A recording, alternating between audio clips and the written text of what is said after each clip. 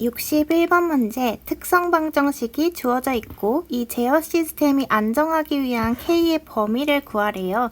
그러면 주어진 특성 방정식을 루드표로 작성을 해보면 되겠죠. 이제 너무 지겹다, 그쵸? 저만 지겨우면 안 돼요. 제일 높은 차수가 3차. 그렇다면 S의 3승부터 적어주면 되겠죠. 그리고 쭉 이렇게 낮은 차수로 적어줍니다.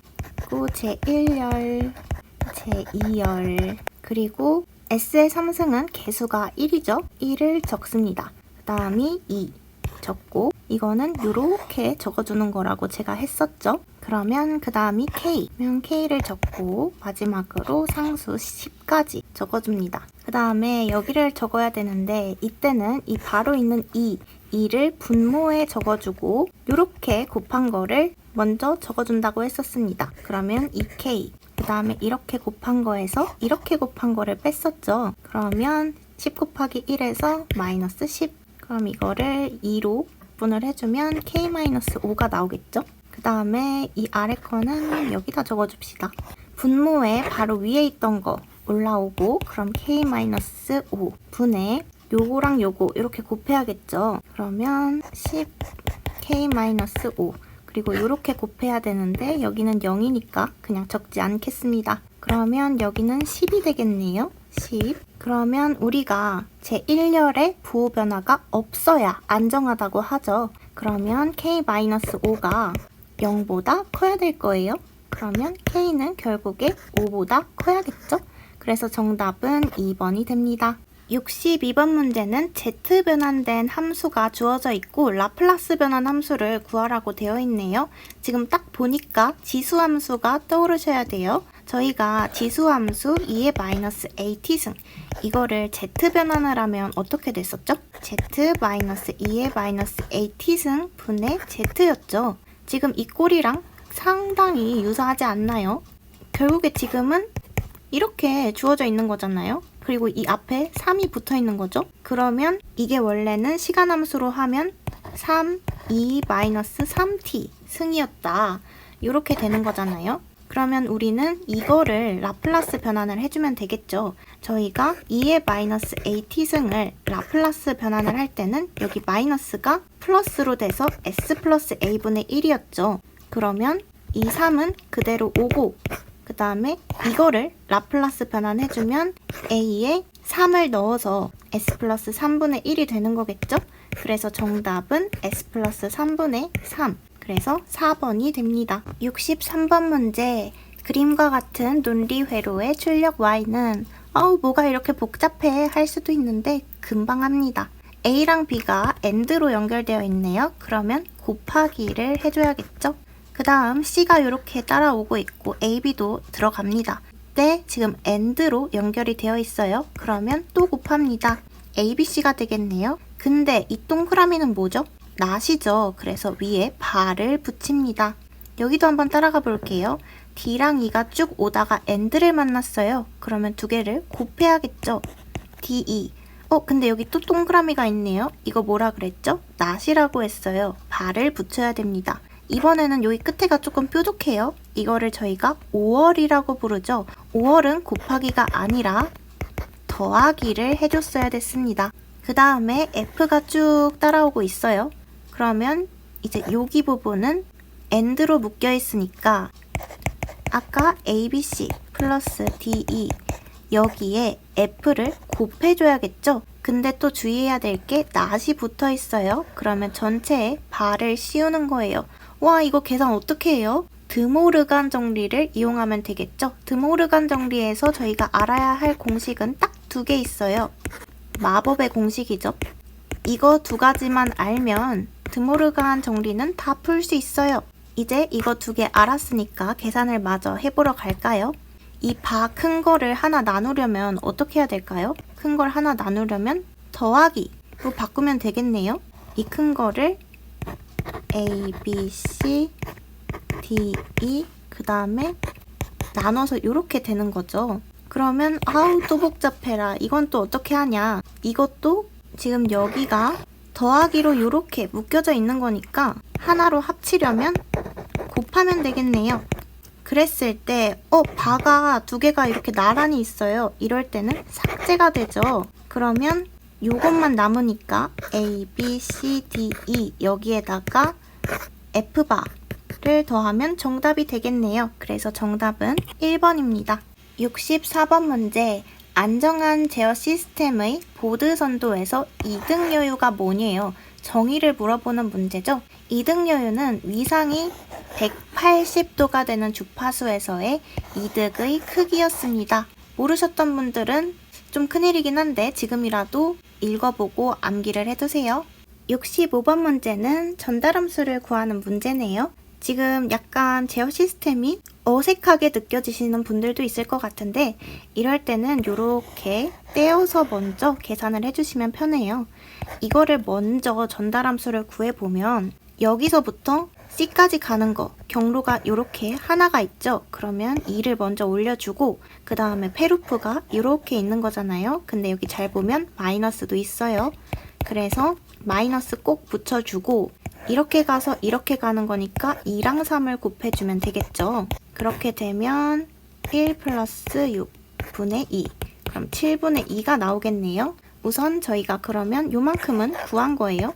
여기가 7분의 2다. 그럼 이제 훨씬 간단해졌죠. 전체 전달함수를 한번 구해보면 R에서 C까지 가는 경로에 1이랑 7분의 2가 있어요. 그러면 분자에 1 곱하기 7분의 2를 해주고 그 다음에 폐로는 이렇게 되어 있죠. 그래서 근데 지금 보면 여기도 마이너스 있죠? 여기에 마이너스 꼭 써줘야 되고 1 곱하기 7분의 2 곱하기 그 다음에 여기 4 있는 거까지 곱해줘야겠죠?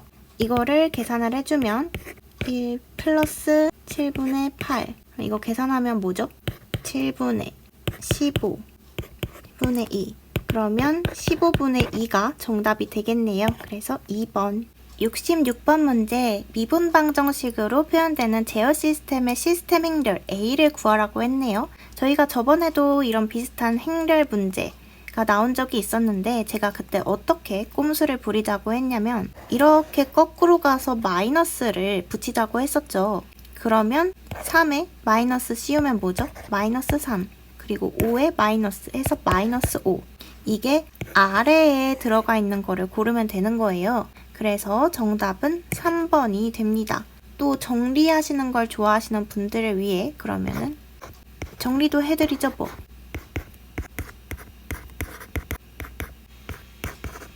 지금 이런 식으로 식이 있는 거예요. 지금 여기서는 A가 5, B가 3, C가 1이었던 거겠죠. 그랬을 때 벡터 행렬 A는 위에 0, 1 그리고 거꾸로 가서 마이너스니까 마이너스 B, 마이너스 A가 될 것이고 만약에 행렬 B까지 구하라고 한다면 위에는 0, 아래는 여기 C를 적어주시면 됩니다. 이 문제 나오면 완전 땡큐겠죠? 67번 문제. 신호흐름 선도에서 전달함수를 구하라고 했어요. 그러면 저희가 분자에는 R에서 C로 가는 이 경로에 있는 값들을 곱했어야 됐죠? 그러면 A를 곱하면 되겠네요. 그래서 분자는 너무 간단해요. A의 3승이죠. 그러면 분모를 구하기 위해서 저희가 페루프가 어디 있는지 볼까요? 이렇게 있고 이렇게 하나 있고 이렇게도 하나가 있네요. 그러면 A, B가 3개 이렇게 하나씩 빼주면 되겠죠? 근데 여기서 이제 문제가 뭐냐면 이 신호흐름 선도에는 서로 접촉하지 않는 회로가 있다는 거예요. 그러니까 예를 들어서 이 AB 회로랑 접촉하지 않는 회로가 어디에 있을까요? 일단 얘는 여기가 접촉하죠. 그럼 얘는 안 되는 거예요. 그러면 얘는 어때요? 여기랑 여기랑 지금 접촉하지 않죠. 이럴 때는 서로 접촉하지 않는 회로를 더해 주셔야 돼요. 그래서 AB를 더해줍니다. 그 다음에 지금 이 회로는 어때요? 접촉하지 않는 회로가 있나요? 없죠. 여기도 얘랑 접촉하고 여기도 얘랑 접촉하니까요. 그럼 얘는 안 되겠고 이 마지막에 있는 회로는 어디랑 접촉하지 않죠? 여기랑 접촉하지 않죠. 그렇다면 여기에 AB를 또 곱해줘야겠네요. 왜냐면 이 접촉하지 않는 루프에 곱을 적어주셔야 되거든요. 않는 두 개의 뭐랄까요?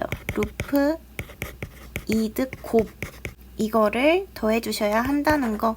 그래서 이 식을 계산을 하게 되면 1-3ab 그리고 ab 곱하면 a제곱 b제곱이 되겠죠? 그래서 정답은 2번이 된다는 거.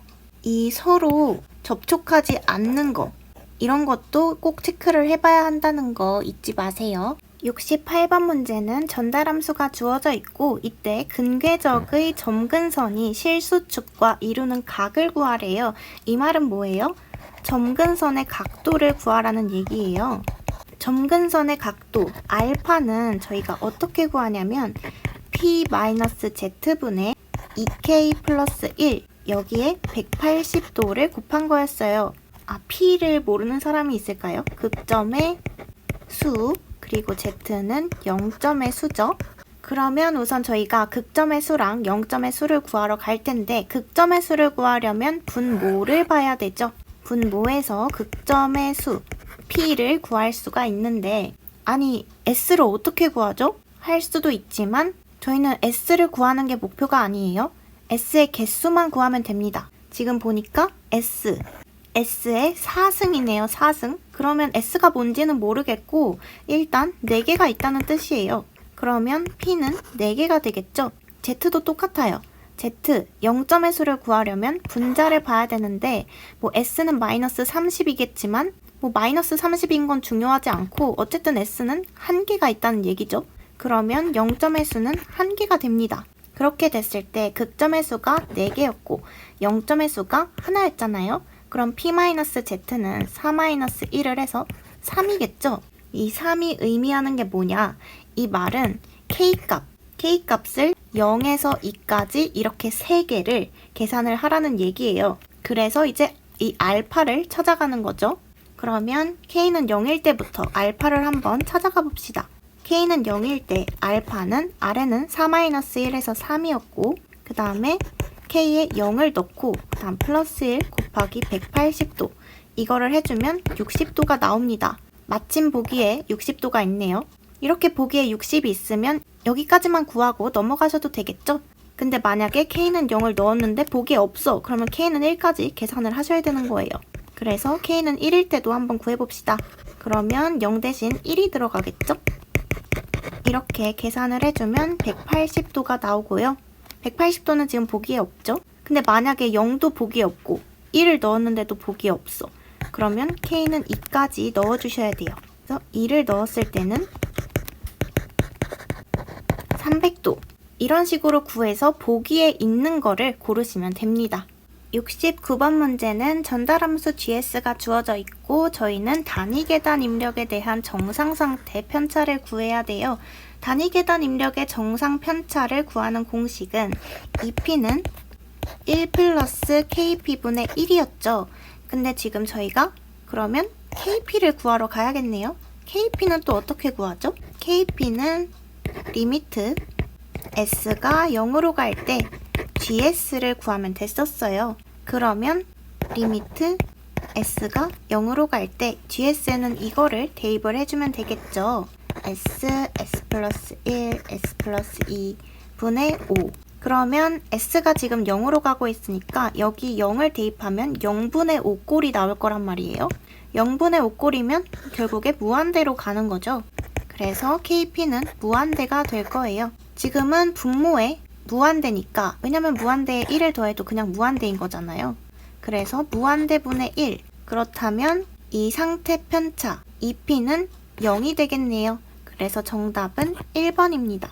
70번 문제 전달함수가 주어져 있고 이 제어기는 어떤 제어기냐고 물어보고 있네요. 이럴 때는 어떻게 계산을 해줘야 되죠? 이렇게 묶어서 하트자로 묶어서 계산을 해주면 되겠죠. 일단 이 7s분의 2s 요거를 해주게 되면 7분의 2일 거예요. 그리고 얘는 이제 당연히 7s분의 5죠. 이거를 이제 어떻게 하냐? 7분의 2 그대로 써주고 7s분의 5는 분자를 1로 만들어줄게요. 그렇게 되면 아래는 5분의 7의 s가 되겠죠. 그랬을 때 7분의 2는 지금 상수잖아요. 그리고 얘는 우리가 cs분의 1꼴이랑 비슷하지 않나요? 그랬을 때 지금 보면 7분의 2는 상수였잖아요. 상수는 비례죠. 그리고 CS분의 1은 저희가 뭐라고 하죠? 적분이라고 합니다. 그러면 비례랑 적분이 들어가 있는 비례적분 제어기가 정답이 되겠네요.